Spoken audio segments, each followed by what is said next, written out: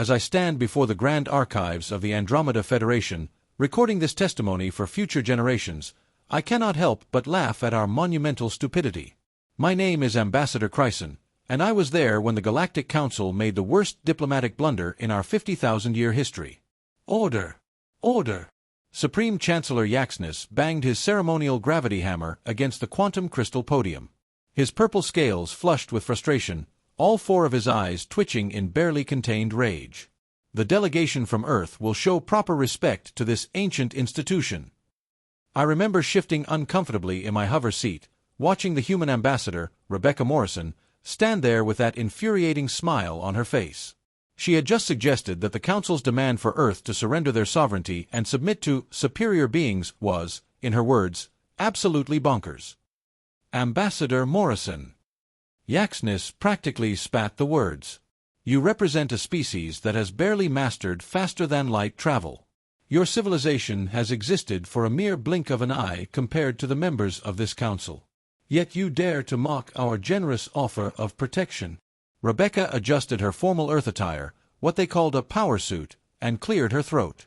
Chancellor, with all due respect, which is precisely none, I believe you've mistaken our politeness for weakness. Earth doesn't need your protection. We'd simply like to trade and share cultural experiences. The council chamber erupted in laughter. Even I, to my eternal shame, joined in. How could we not? Earth was just another primitive world that had stumbled onto the galactic stage. We had seen hundreds before them, all eventually accepting their place in our perfectly ordered hierarchy. Supreme Chancellor Yaxness raised all six of his arms, silencing the chamber. Perhaps we need to make our position clearer. The Council has voted. Earth will submit to our authority within the next solar rotation or face immediate sanctions. Your planet will be cut off from all galactic trade routes. Your ships will be denied docking rights at every civilized port. Your species will be isolated until you learn humility. I expected fear, perhaps even panic, from Ambassador Morrison. Instead, she pulled out what humans called a smartphone, primitive technology by our standards, and appeared to be playing some sort of game. Ambassador! Yaxness thundered. This is the height of disrespect. Oh, I'm sorry. Morrison looked up, that maddening smile still on her face. I was just letting Earth's Defense Council know that we can proceed with Operation You Asked for it. Also, I just caught a rare Pokémon. Today's really turning out great. The chamber went silent. Something in her tone made my third heart skip a beat. Is that a threat? Ambassador General Krav of the Centuran Empire rose from his seat, his warrior crests flaring red with anger. A threat? Oh, no, dear General. Just a notification. See, we tried being nice. We tried explaining that Earth would be happy to join the galactic community as equals. But you just had to push. She slipped her phone back into her pocket. Fun fact about humans. We're really, really good at something called malicious compliance. You want us to show you proper respect as superior beings? Sure thing. We'll show you exactly what we think of your superiority. You have one solar rotation, Yaxness declared, trying to maintain his authority. One rotation to submit or face the consequences. Interesting timeline. Morrison nodded thoughtfully. We can work with that. Oh, and before I go, you might want to check your secure networks. They seem a bit insecure. As she walked out of the chamber, every datapad and holographic display in the room suddenly displayed the same message. Error 404. Your superiority not found. That was the moment I should have realized we had made a terrible mistake. But like everyone else on the council, I was too blinded by centuries of unchallenged authority to see what was coming. We thought we were dealing with primitive upstarts who needed to be taught their place. We were wrong. So very, very wrong. Looking back now, I can pinpoint that exact moment as the beginning of our downfall. The day the Galactic Council's arrogance finally met its match in humanity's creative spite. But that was just the beginning. None of us were prepared for what happened when the humans decided to show us exactly what they were capable of. The next day, we expected groveling. Perhaps some pleading. Maybe even a few tears. What we got instead was Amanda Blackwood, Earth's chief negotiator, strolling into our chamber like she owned it. And in retrospect, maybe she did. "Greetings, esteemed council members," Blackwood announced, her silver hair gleaming under our quantum lights. "I trust everyone had time to review our preliminary response package." Supreme Chancellor Yaxness frowned. "We received no such package." "Oh, how strange." Blackwood tapped her wrist device. Suddenly, every council member's personal datapad lit up with a massive data dump. "Must have been that pesky quantum encryption of yours acting up again." "No worries. I just sent it through again." I watched in fascination as Yaxness' scales shifted from purple to pale lavender, a sign of extreme distress among his species. This is impossible," he sputtered. "The data breach, or the fact that we've mapped every single one of your supposedly secret military installations." Blackwood smiled pleasantly. "Or perhaps you're referring to the complete breakdown of your fleet movements for the past century. We found some interesting patterns there, by the way. Your containment strategy could use some work." General Krav stood up so quickly his hover seat crashed into the wall behind him. "How dare you! Our encryption is unbreakable." "Was unbreakable," Blackwood corrected. She walked to the center of the chamber, her heels clicking against the marble floor. "You see, while you were all busy laughing at our primitive technology, we were actually studying yours quite thoroughly. Did you know your quantum encryptions have a fascinating vulnerability when exposed to what we call cat videos? Something about the random nature of feline behavior creates the most interesting data patterns." "I couldn't help myself." "You broke our security with videos of small furry animals?" "Actually, that was just for fun. We broke your security because you left the digital equivalent of your front door wide open." "Seriously, using prime numbers as encryption keys? That's computer security 101. The council chamber erupted into chaos. Species representatives from across the galaxy were shouting, threatening, and, in the case of the Nebulans, changing colors rapidly in distress. Blackwood cleared her throat. The sound somehow cut through the chaos. "Now about those sanctions you threatened. We took the liberty of running some simulations. Would anyone like to see what happens to galactic trade when humanity decides to, what was the phrase? Learn humility?"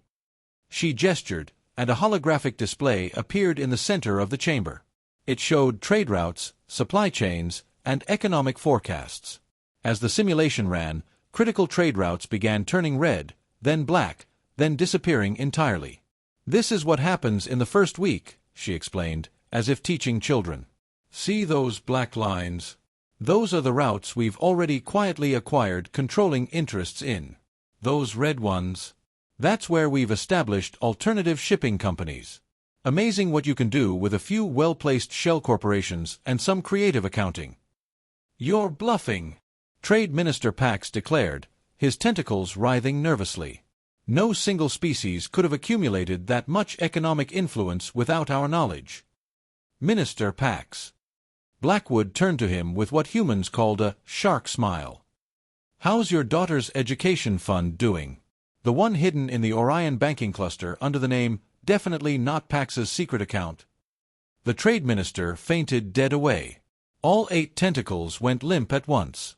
"Now then." Blackwood pulled out a small device that projected a countdown timer. "You gave Earth 1 solar rotation to submit. We're going to give you the same courtesy.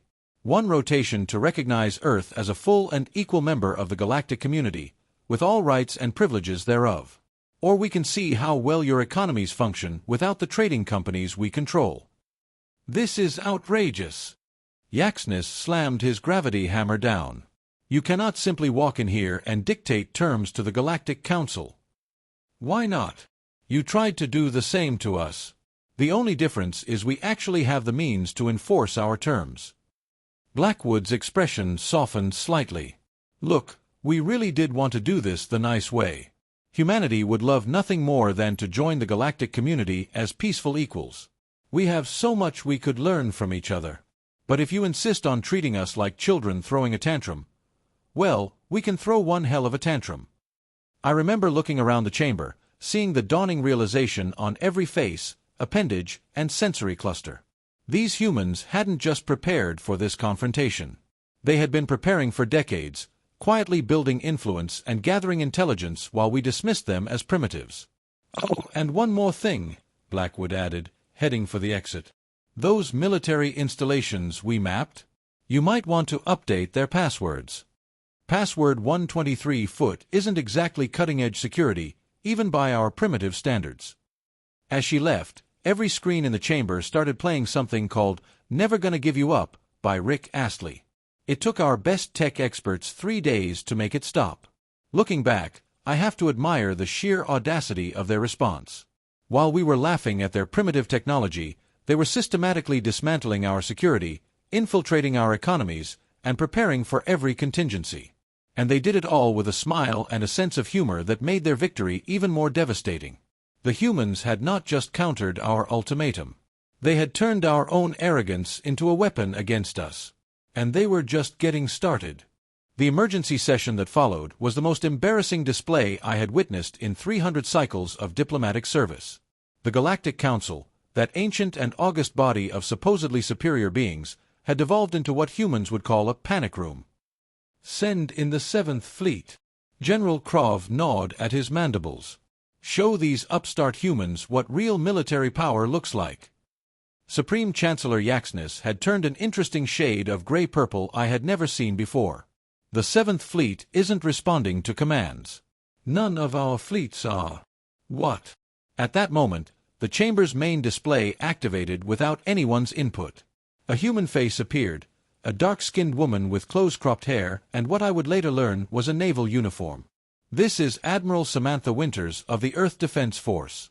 I notice you're trying to mobilize your fleets. Having some technical difficulties. The council chamber went dead silent. See, here's the thing. Admiral Winters continued casually, examining her nails. While you were all busy congratulating yourselves on your technological superiority, we took the liberty of installing some backdoors in your command and control systems. Just a little something we cooked up in our primitive labs. Impossible. General Krov slammed his war gauntlet on the table. Our systems are isolated. There's no way.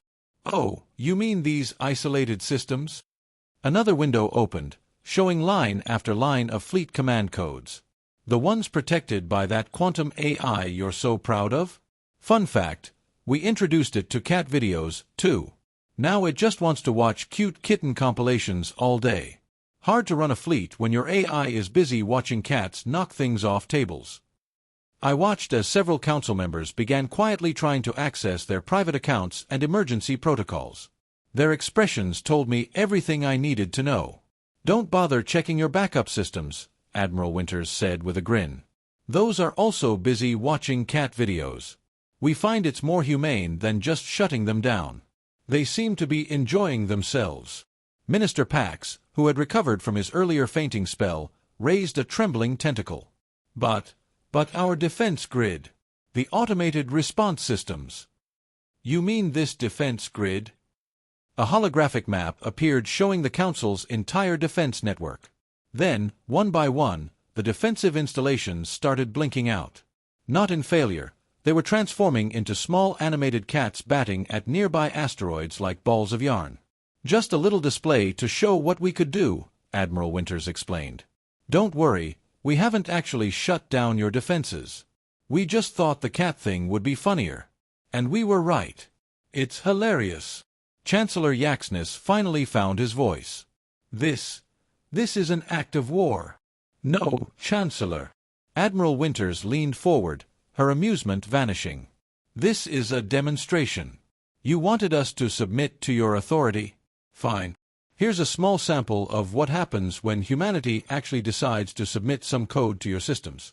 Would you like to see what happens when we get serious?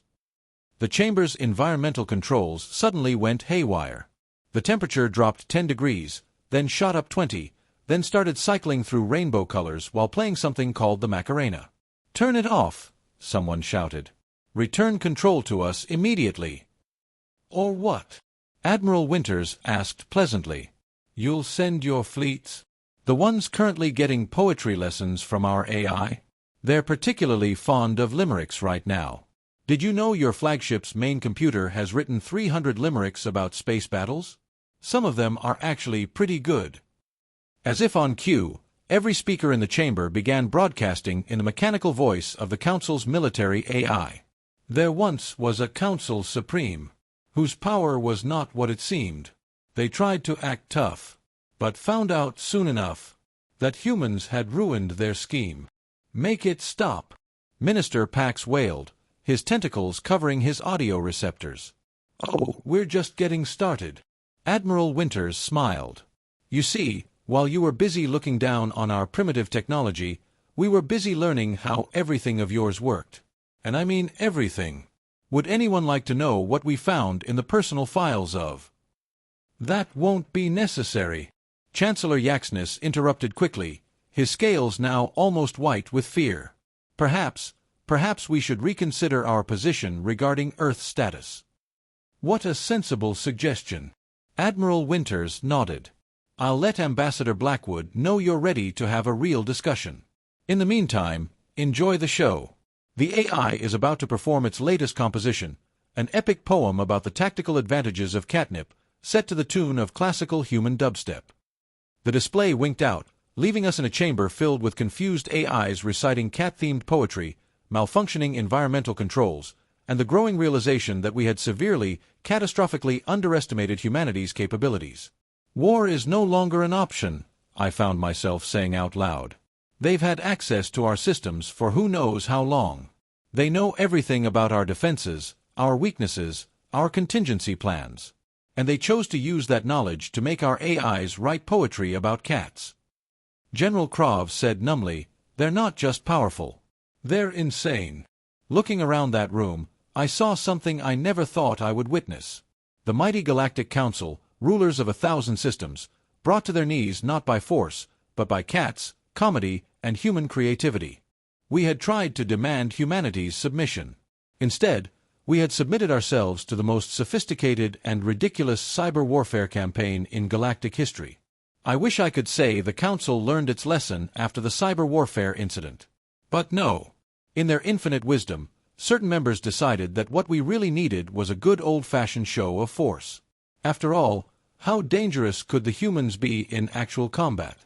Spoiler alert, very dangerous. The decision came from an emergency session of the military command. General Krav, whose pride was severely wounded by the cat video incident, convinced the Council that a show of force would remind humanity of the natural order of things. Computers and trade routes are one thing, he declared, pounding his war gauntlet on the table.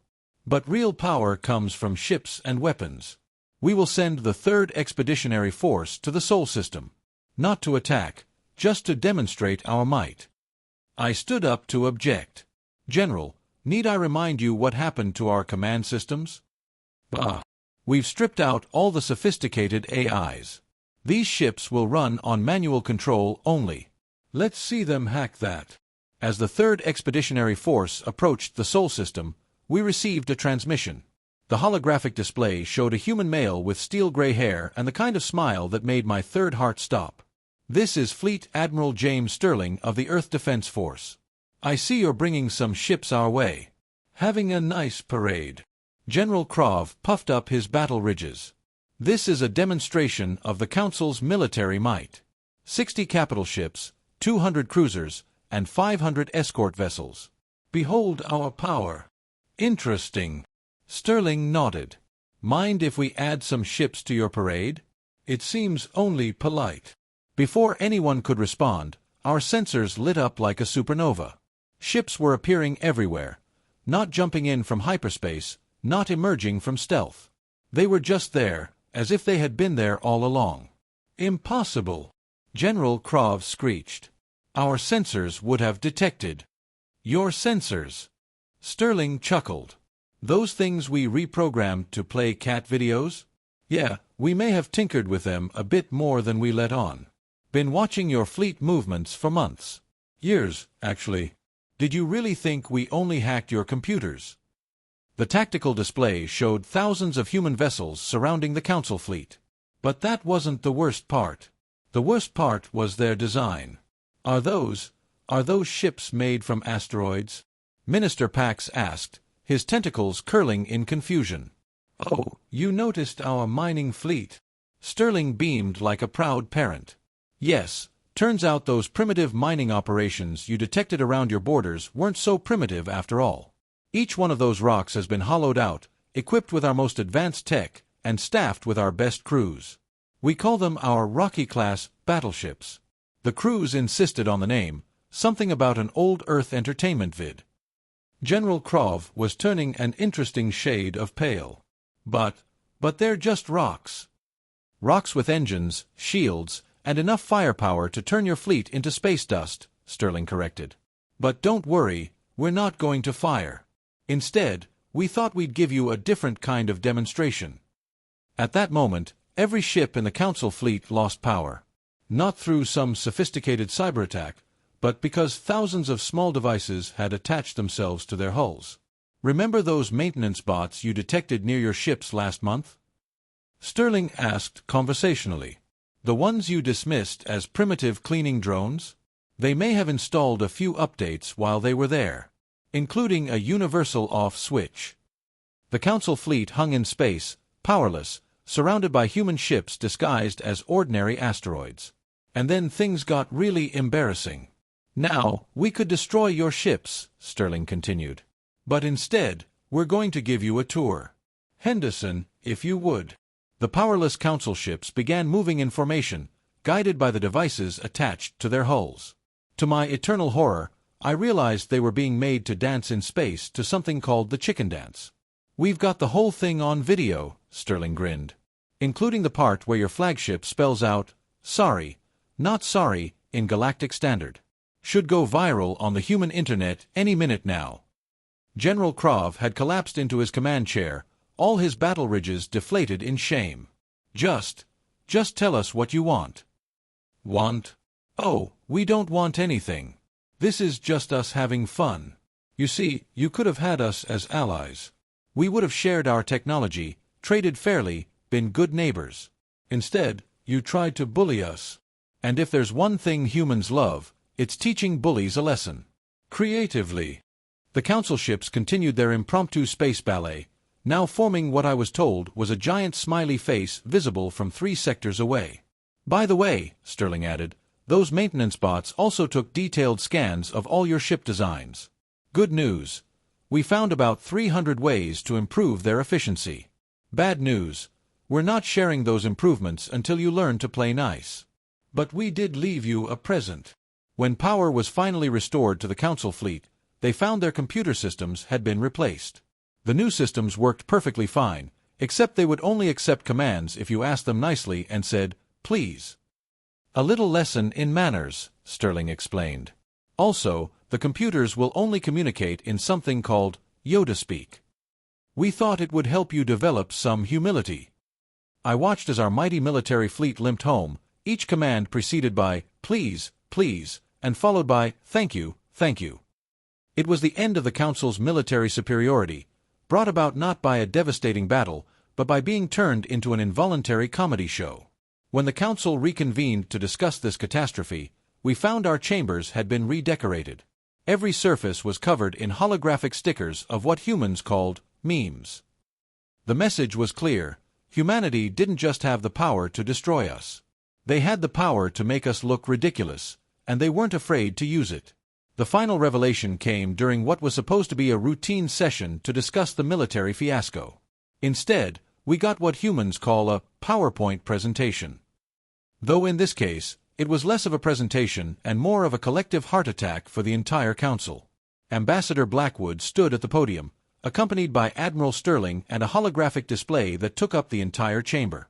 Since you're all still struggling to understand your position, we thought it was time for show and tell.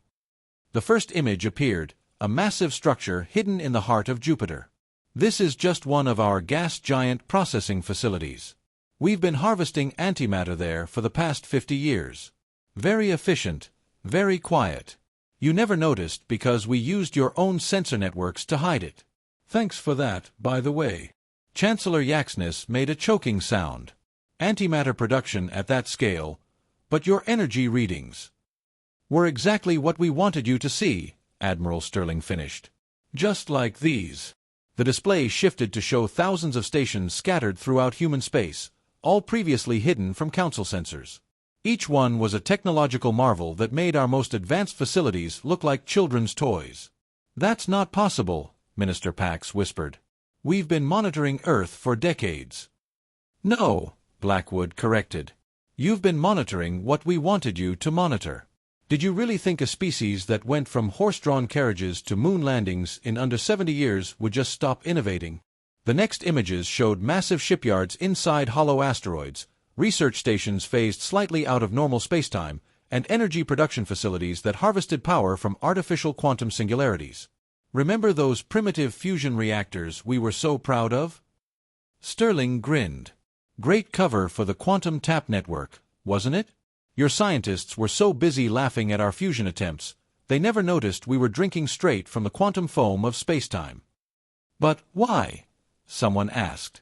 "Why hide all this?" "Because," Blackwood said, her smile turning predatory, "we wanted to see what you would do. How you would treat a supposedly inferior species. And you did not disappoint in demonstrating exactly why humanity has trust issues." The display showed one final image, Earth itself, but not the Earth the Council knew. The hologram peeled back layer after layer of camouflage, revealing a planet that had transformed itself into a technological wonder while maintaining the perfect illusion of a relatively primitive world. "Welcome," Blackwood gestured, "to actual Earth. The Earth we've been hiding under what we call the Great Paper Bag. You know, like when you put a paper bag over something amazing, and people assume what's inside matches the plain wrapper. Humans find that hilarious." The council chamber had gone completely silent. Every representative was staring at the true face of Earth, finally understanding the magnitude of their mistake. "You're probably wondering why we're revealing all this now," Sterling added cheerfully. "Simple. The game was getting boring. Also, we felt bad about your AIs. They're really enjoying the cat videos, and we thought it was time they had some actual friends to play with." As if on cue, every piece of technology in the chamber suddenly activated, displaying the true capabilities of human AI systems. They made our best quantum computers look like pocket calculators. "So, here's the new deal," Blackwood announced. "You can either continue this ridiculous posturing, in which case we'll have to get creative again, and trust me, we haven't even started using the really funny stuff yet. Or you can accept that humanity is not just your equal, but in many ways your superior. Your choice." She paused. "Though I should mention that Admiral Sterling has some great ideas involving something called disco music and your gravity generators." I looked around the chamber, seeing the same realization on every face. We hadn't just underestimated humanity. We had completely failed to understand them. While we were playing at being superior beings, they had built an empire right under our noses, using our own prejudices as camouflage. The mighty Galactic Council, rulers of 1,000 worlds, had been outplayed, outmaneuvered, and utterly outdanced by a species we had dismissed as barely worth notice. And they had done it all while treating it as an elaborate, practical joke. As I record this part of the story, I have to admire the sheer scale of human deception. They hadn't just hidden their true capabilities. They had turned the act of hiding into an art form, complete with comedy routines and choreographed space dances. The terms of the new galactic order were delivered by Amanda Blackwood in what humans called a TED Talk format, complete with slides, casual humor, and what she called properly timed dad jokes. The council chamber, once a place of supreme authority, had been transformed into what humans called an auditorium, complete with comfortable seating and, bizarrely, a popcorn machine. "Let's talk about the future," Blackwood began, clicking to her first slide, a picture of a cat wearing a business suit. "But first, here's a meme to lighten the mood." The council members, still shell-shocked from the revelations about Earth's true capabilities, stared in bewildered silence at the image. Only Minister Pax laughed, and then quickly tried to hide it with a cough from 3 of his breathing apparatuses. "Humanity's terms are simple," she continued. "First, we're going to restructure the council. No more of this superior beings nonsense. Every species gets equal representation. Yes, even the ones you've been calling primitive. Speaking of which, those 17 developing civilizations you've been keeping in the dark about galactic society. We've already contacted them. They're sending representatives next week. Do try to be nice this time." Admiral Sterling, standing at the back of the chamber, added helpfully, "Remember, We still have the Space Dance program installed on your ships if you need a reminder about playing nice. Second, Blackwood clicked to the next slide, showing a complex diagram of technological exchange protocols. We're going to share our technology. All of it. But only with species that demonstrate they can use it responsibly. Think of it like a galactic driver's license. You have to pass the test before you get the keys to the antimatter factory. Chancellor Yaxness raised a trembling hand. And who decides what constitutes responsible use? An independent committee, Blackwood replied, made up of representatives from all species, including yours, despite that whole trying to subjugate us thing. We're willing to let bygones be bygones. Mostly because holding grudges is less fun than watching you try to navigate our training programs. The next slide showed what appeared to be a school classroom. Which brings us to Term 3, Mandatory Cultural Exchange Programs. You're all going to learn about each other's civilizations. No more of this superior species nonsense. And yes, there will be pop quizzes. And yes, they will be graded on a curve. And yes, the curve is based on how many cat videos you can identify correctly. I could not help but notice several council members discreetly taking notes about cat videos. Finally, Blackwood's expression turned serious for the first time. We're implementing what we call the "Don't Be a Jerk" protocol. Any species that tries to dominate, subjugate, or otherwise mess with another species gets put in timeout. And by timeout, I mean we turn all their technology into self-aware entities that only communicate in knock-knock jokes. The room was silent as the implications sank in. But fear not. Her smile returned. Humanity is here to help. We've prepared extensive training programs, cultural exchange initiatives, and what our education department calls icebreaker games. Admiral Sterling is particularly fond of the trust fall exercises. In zero gravity, Sterling added with a grin that made several council members visibly flinch. So, there you have it, Blackwood concluded. Welcome to the new Galactic Order, where everyone plays nice, shares their toys, and learns to appreciate each other's cultures. Even the weird ones. Especially the weird ones. Any questions? Minister Pax raised a tentacle. What happens if we refuse? Oh, that's the best part. Blackwood beamed. We already implemented most of these changes while we were giving this presentation. Check your systems. Every council member immediately accessed their datapads, only to find all their protocols, hierarchies, and power structures had been completely reorganized. The new system was already in place, running smoothly, and somehow had a user rating of 4.8 stars out of 5. The remaining 0.2 stars, Sterling explained, were deducted for not having enough cat videos. We're working on that. And so, the mighty Galactic Council learned its final lesson about humanity. Not only had they hidden their true capabilities beneath a carefully crafted disguise of primitiveness. Not only had they outmaneuvered us at every turn, but they had done it all while planning a better future for everyone, even us, the ones who had tried to subjugate them. As I finish this record for the archives, I cannot help but appreciate the irony. We had demanded humanity submit to our authority, convinced of our own superiority. Instead, they had shown us a better way, not through force or domination, but through a combination of technological prowess, strategic genius, and an inexplicable obsession with cat videos.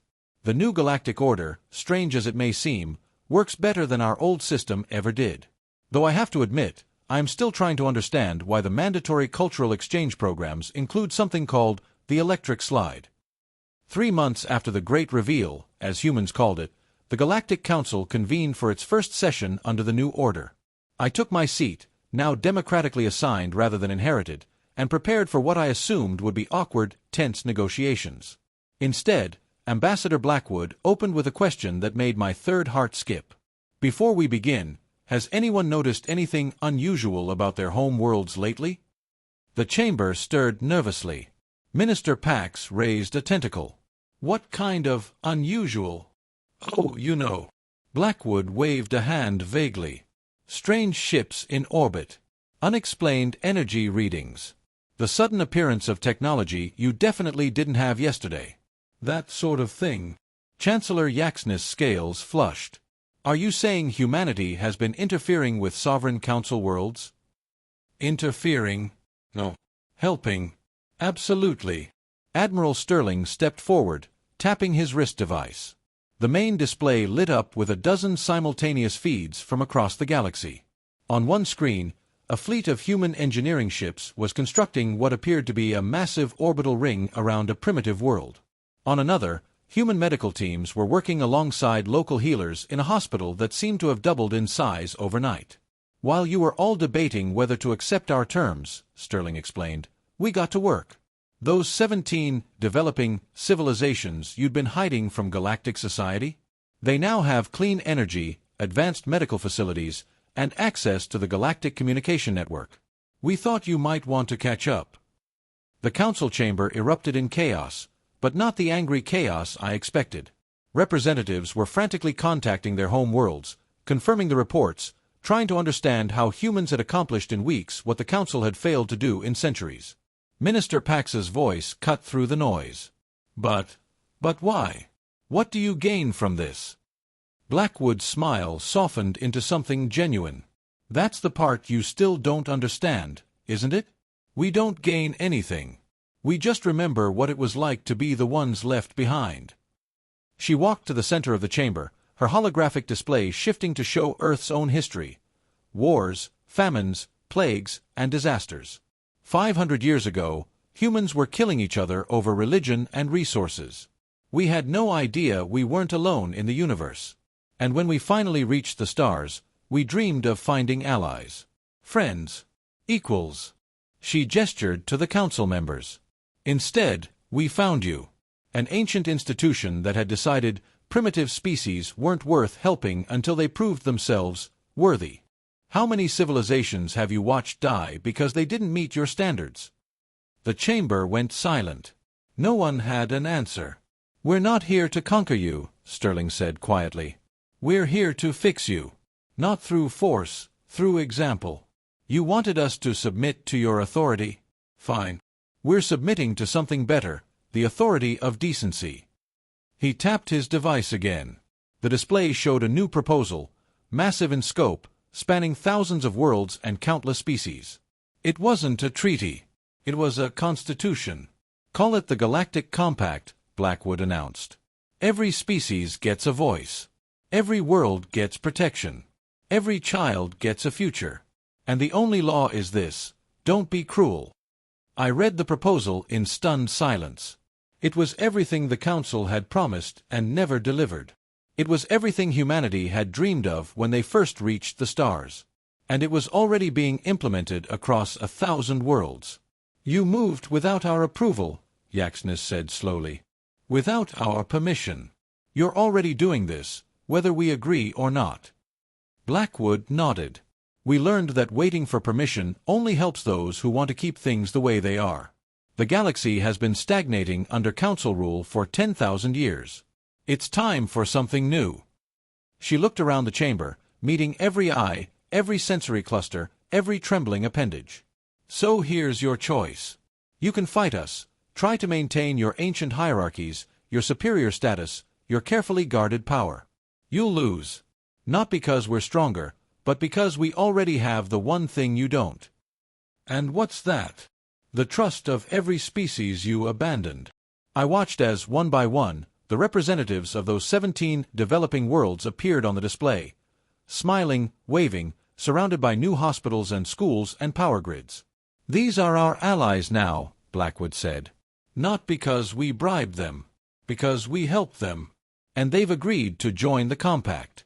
Which means, Chancellor, that humanity now represents more worlds than the Council does. The realization hit Yaxness like a physical blow. His scales went pale. You're not asking us to accept a new order. You're telling us it already exists. With or without us. With or without you, Sterling confirmed. But we'd rather have you with us. Which is why we've reserved seats for every Council species in the Compact's governing body. You'll have to apply, of course. Submit to the same standards as everyone else. Prove you're ready to play nice. Minister Pax's tentacles curled in thought. And if we refuse? If some of us choose not to join? Blackwood shrugged. Then you'll be alone. The rest of the galaxy will move forward. Trade routes will bypass your systems. Technology will pass you by. Your children will watch other species flourish while you cling to your fading glory. She paused, letting the weight of her words settle. It's your choice. But I'd decide quickly. The Compact's first vote is in 30 minutes. We're electing a new Supreme Chancellor. And the nominations are already interesting. The display showed the candidate list. To my shock, my own name was on it, submitted by the human delegation without my knowledge or consent.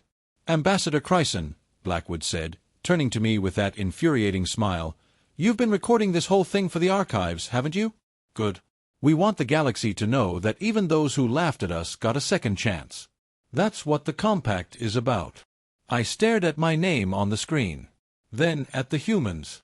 Then at the council members who had once been my colleagues and were now staring at me with something I had never seen in their eyes before. Hope. The vote was called. The ballots were cast. And for the first time in 10,000 years, the Galactic Council didn't decide the future. The future decided itself. The vote was unanimous. Not because the council members had suddenly become saints. Because the humans had left them no alternative, and, strangely, made them want none. I, Ambassador Chryson of the Andromeda Federation, was elected Supreme Chancellor of the new Galactic Compact. A being who had once laughed at humanity would now help lead the government they had built. The irony was not lost on me. 1 year later, I stood on Earth for the first time. Not the fake Earth, the paper bag version the Council had been allowed to see. The real Earth. The one humanity had hidden behind centuries of deception while they quietly built a utopia. It was breathtaking. Cities that breathed, forests that grew upward into sky gardens, oceans cleaned of pollution so thoroughly that the water sparkled like liquid diamond. And everywhere, people smiled. Humans and aliens together.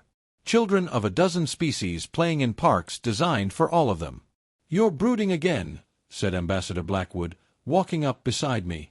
We stood on a balcony overlooking what they called Unity Plaza. I'm not brooding. I'm processing. Same thing. She leaned against the railing. You've been Chancellor for a year, Chryson. When are you going to stop waiting for the other shoe to drop and just enjoy the fact that things are working?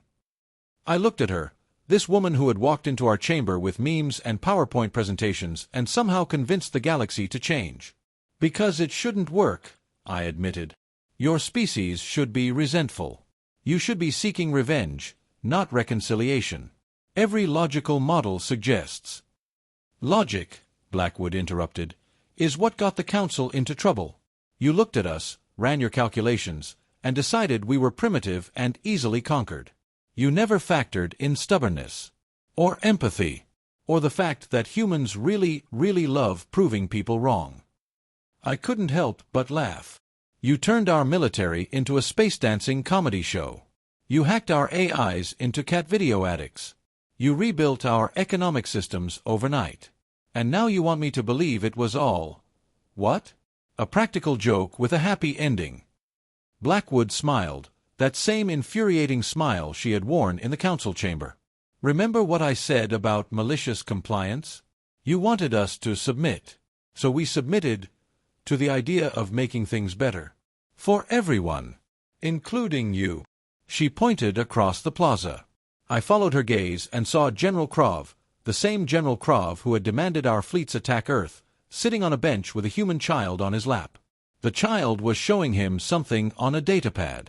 Krav was laughing. What you're seeing, Blackwood said quietly, is what happens when people stop being afraid of each other. Your council kept the galaxy divided because division was profitable. Power requires enemies.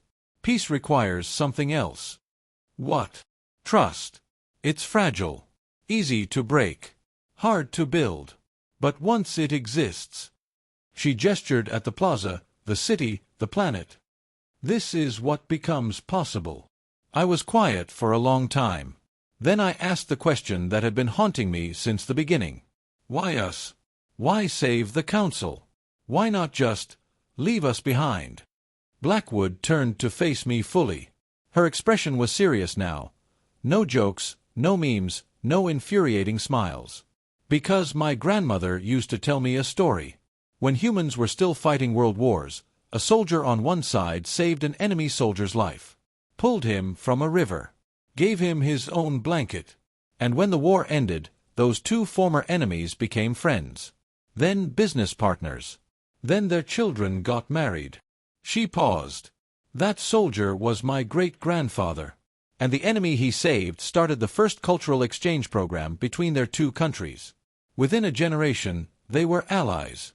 Within two, war between them was unthinkable. I stared at her. You're telling me your entire approach to galactic diplomacy is based on a family legend? I'm telling you, she said, that hatred ends when someone decides to be kind when they don't have to be. You could have destroyed us. You didn't. We could have destroyed you. We didn't. Now we get to build something together. She held out her hand. Welcome to the neighborhood, Chancellor. I took her hand. Her grip was firm, stronger than I expected from such a soft-skinned species. Thank you, Ambassador, for everything. Don't thank me yet. Her smile returned. We still have to integrate 700 species, resolve 37 territorial disputes, and teach the entire galaxy how to do the electric slide before the first Compact Festival. Admiral Sterling is very insistent about the electric slide. I groaned. Is that really necessary? Absolutely. Dancing builds trust.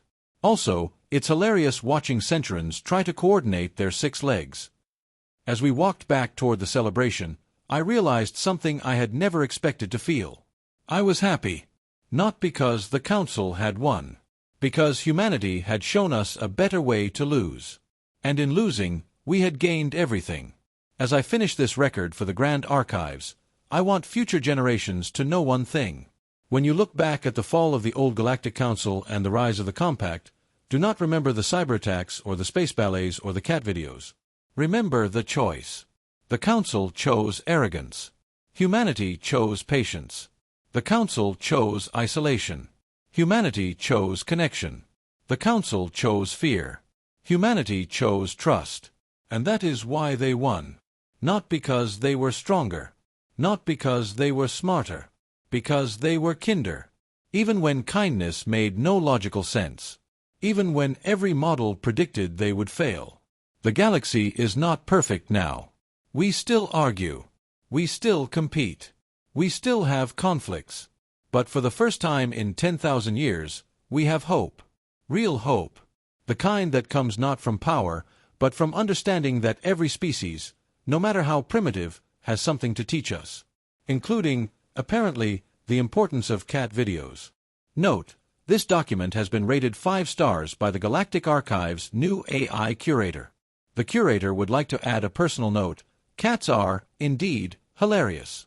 Please see attached compilation of felines knocking objects off shelves. You're welcome. The end. 5 years after the Compact's founding, I stood in the same council chamber, now renamed the Unity Hall, and watched history repeat itself in the best possible way. A new species had been discovered. The Xylos.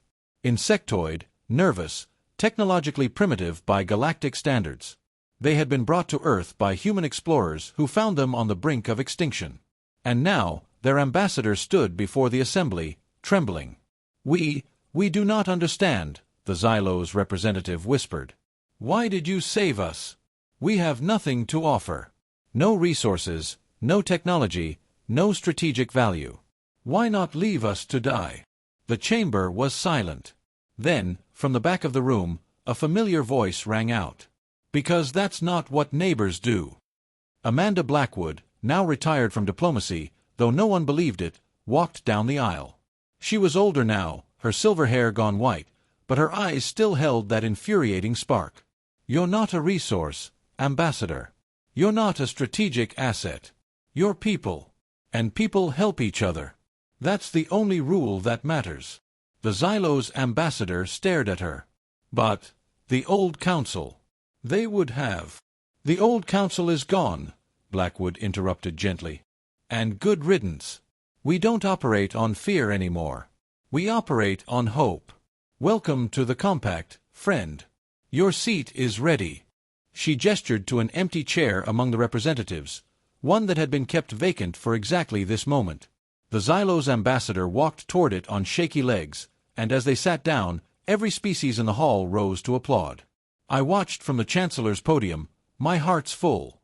After the ceremony, I found Blackwood standing in the same spot where she had once humiliated the council with cat videos and PowerPoint slides. "You're crying," she observed. "I am not. My species does not cry. You're leaking from your eye holes. That's crying." I wiped my face. "Fine. I'm crying. Are you happy?" Deliriously. She smiled. "You know what this means, right? The Xylos are the 100th species to join the compact. The 100th civilization that chose hope over fear. That's worth a few eye-hole leaks." I looked out at the Unity Hall, now filled with beings from 100 worlds, all of them equal, all of them heard, all of them safe. "Your grandmother's story," I said quietly. "About the soldier who saved his enemy. Did it really happen?" Blackwood was silent for a moment. Then she said, "Does it matter? I suppose not. Stories are stories, Chryson. What matters is what we do with them. My great-grandfather's act of kindness saved one life. But that story inspired generations. And now—" She gestured at the hall. 100 species. Millions of lives. All because one person chose mercy when they didn't have to. She turned to leave, then paused. "Oh, and Chancellor, the Xylos love cat videos." Their ambassador asked if they could start a cultural exchange program focused entirely on feline entertainment. I told them you'd approve it personally. I groaned. "Of course you did. One more thing." She pulled out a small device. "Admiral Sterling wanted me to show you something. He's been working on a new project. He calls it the Intergalactic Cat Video Network. Please tell me you're joking." Blackwood's smile was the answer I feared most. "I never joke about cats, Chancellor." "Neither should you." She walked away, leaving me staring at the Unity Hall, the 100 species, the future we had built together. The old council had wanted submission. Humanity gave us something better, a reason to be better. And the galaxy had never been brighter. The end.